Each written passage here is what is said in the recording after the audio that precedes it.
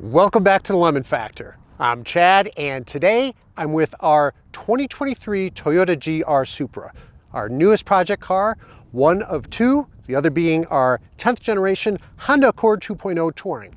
And I've had this car for a little bit now, a couple months, been thoroughly enjoying this car. I love the car. I absolutely love the car. However, there are a couple things about this car that really annoy me. And luckily, they can be fixed. So in this video, I'm gonna go through the 4 most annoying things about the Mark V Supra. And luckily, it's an easy fix. So if you're interested in finding out more, then stay tuned.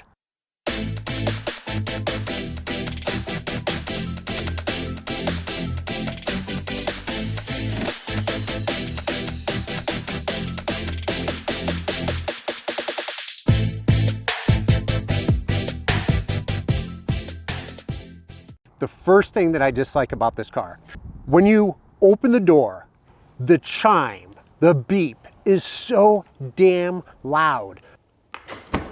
What the hell? Jeez. But that damn thing beeping as loud as it does in the garage, bouncing off the concrete, the sound bouncing off the concrete walls, it just drives me nuts. And there's not an immediate way that you can fix that on the car. But we're gonna fix it anyway. This is nitpicking, I get it, but every time that I notice it, it's as though I'm noticing it for the first time, and I'm just shocked that it's an issue. So the dash itself lights up well, it's fine. The infotainment screen in the center of the dash, the main part lights up pretty well too, but the numbers, the clock up at the top right-hand corner, it is really dull. And when you use or try to use the brightness wheel on the left side of the steering wheel, it does nothing. Yeah, you can spin it up and down, does absolutely nothing.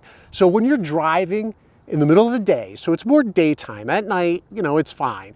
But during the day, it can be really hard to see, especially if the sun is coming in one of the windows just right, you're never gonna see that clock.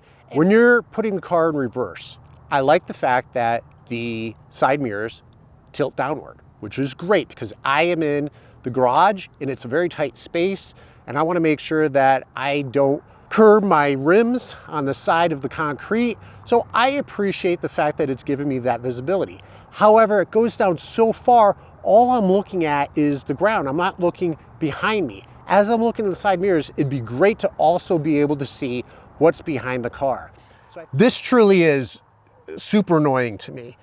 This auto start stop feature, I hate it. I hate it in all the cars, drives me nuts. However, most cars you can disable it. You press the button once to disable the auto start stop, and that's it, you're done. You turn off the car, you start it back up, it's still off. Not in the Mark V Toyota Supra. You have to turn it off each and every time you get in the car.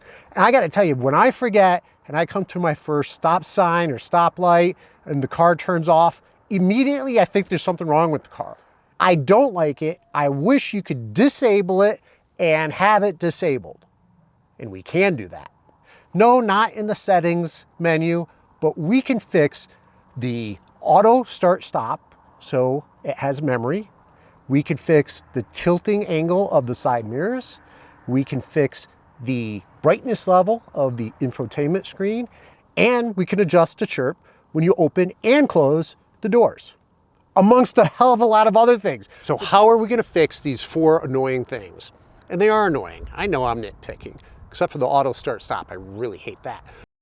So how are we gonna fix it? With BimmerCode. So BimmerCode has been out for quite some time now. As the name suggests, it's mainly for BMWs, but considering our Toyota Supra is half BMW, it will work with the Mark V. So BimmerCode is an app that when you connect to your OBD2, you can go into some deeper settings that you can't access through the settings menu within the car, but you can go into the coding, the deeper coding, and make adjustments. First thing you want to do is download the app. It works both with Apple and Android. Once it's downloaded, you'll want to gain access to the full version. So it does cost some money. Currently, it is $39.99. Once you have the app, you also need to purchase the OBD adapter or connector. The BimmerCode website has a whole list of them, so it covers different adapters that'll work. I purchased the OBD Link CX on Amazon. So because you're going to be running through the electronics of the car, you probably want to drive the car for a little bit. Just make sure your battery is nicely charged. If it's a newer car, we probably don't have to worry about it. If you're concerned, I would put a battery tender on it or a charger on your battery while you're going through this, especially if you're going to take a long time. Hopefully, I'm not going to take that long. Before you start the car, though, I went into my settings in my iPhone. I turned on airplane mode.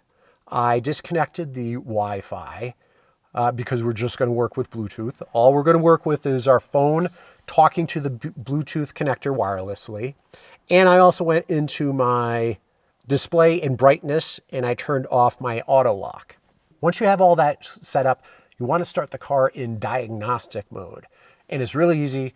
Don't put your foot on the brake or the gas. Just press the start-stop button 3 times quickly. You'll know you've done this properly because in the instrument panel you will see, and here, you will see that the instrument panel indicates diagnostic mode active. So you're all set. And I also fastened my seatbelt. I don't want the car to go to sleep. I want it to think that I'm still in the car. So we're going to go into the app, BimmerCode. We're going to hit connect because our OBD connector is plugged in. If this is the first time you're doing this, you want to hit the little gear at the bottom right-hand corner and put in your connector. So for me, I put in the OBD Link CX as my connector. It's going to ask for your vehicle. You can put in Toyota Supra, but you can also put in BMW Z4. So from what I've read, there's actually some additional features under the BMW Z4 that you won't find under Toyota Supra. It'll work all the same, or at least it should all work all the same. It's going to take maybe 60 seconds to identify the control units. It's communicating with your ECU. It's looking over what you have and its ability to make those coding adjustments. Now that we're in the main screen, you're going to see at the top here, control units. So these are groupings of available coding options. So everything is going to be contained under one of these top level menus. So the first thing that we're going to do is we're going to disable the auto start stop. And to do that, we're going to go into the engine control unit.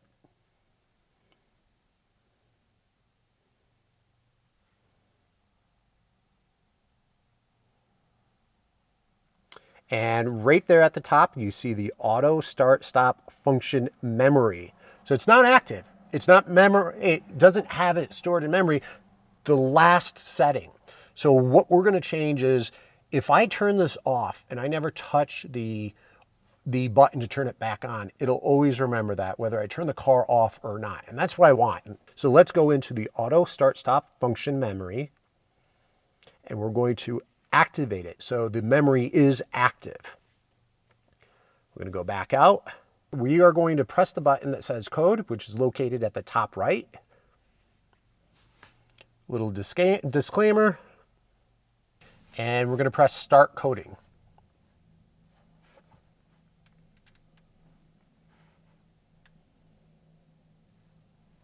I can't wait to disable this. Let's see how quick it codes the car.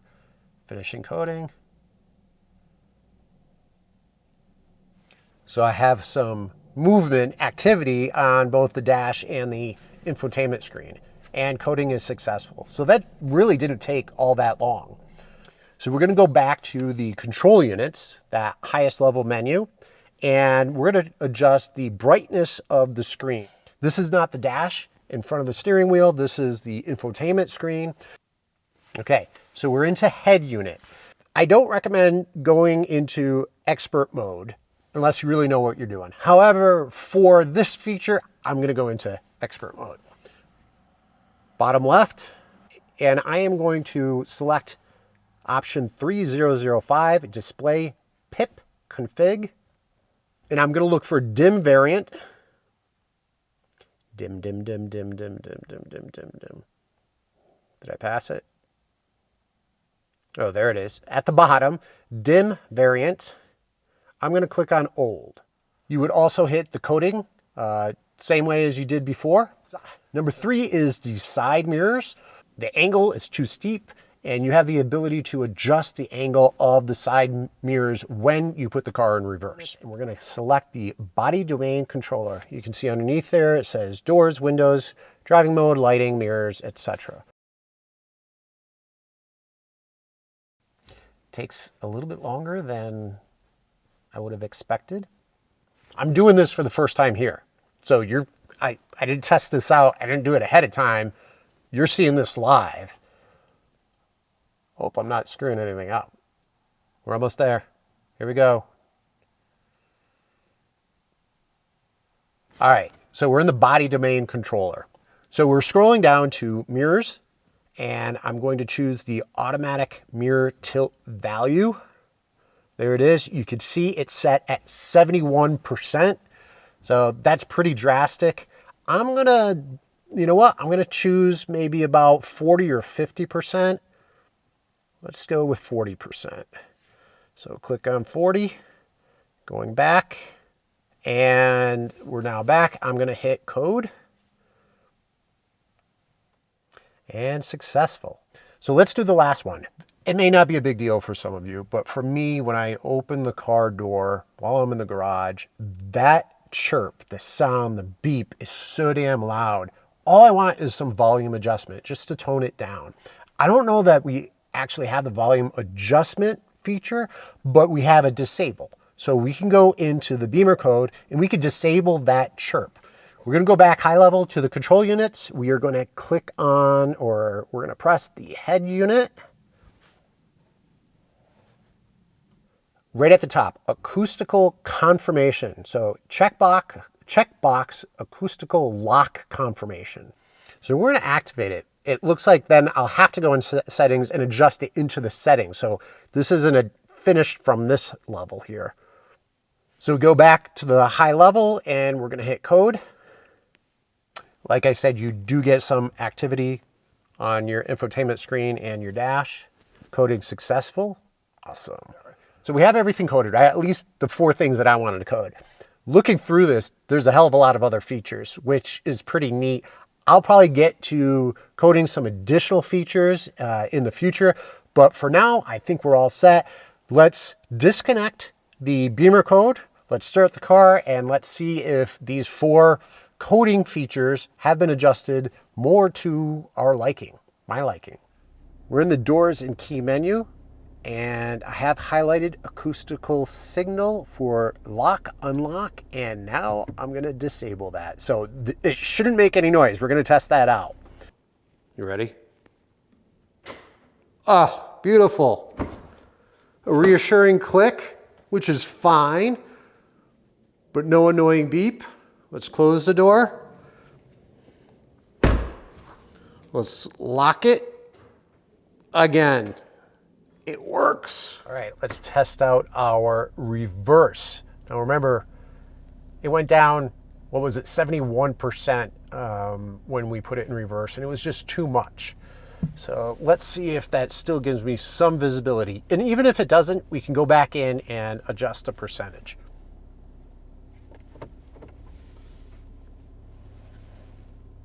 Ooh, nice. Let's take a look at that again. All right, so that's normal. For me, that works. It's still giving me enough of an angle to see my rear tires and to see that concrete that I want to avoid, while at the same time checking out what's behind me. Perfect. All right, we're going to turn the car back on. Hopefully that auto start stop is still disabled. Nice. Off. Perfect. All right, the last thing is the brightness of the screen. Not so bright. Let's see if we can adjust that in the menu. You know, it doesn't appear as though the coding for the brightness on the screen has much effect. Maybe I didn't do it right. Maybe I need to go back and check it out. So there you have it. We've coded our 4 features. We know definitely that 3 of them worked. The display brightness, maybe it didn't work, or maybe that's as bright as it gets. But you know what? That was probably the least of my concern. I'm just really glad that BimmerCode offers this option. We're going to dive deeper into all of the other features that we can make adjustments to, including adding a Sports Plus option. So I definitely want to do that. If there are features you'd like to see coded, please leave a comment below. With that said, I think we're done for today. Thank you very much for joining, and until next time.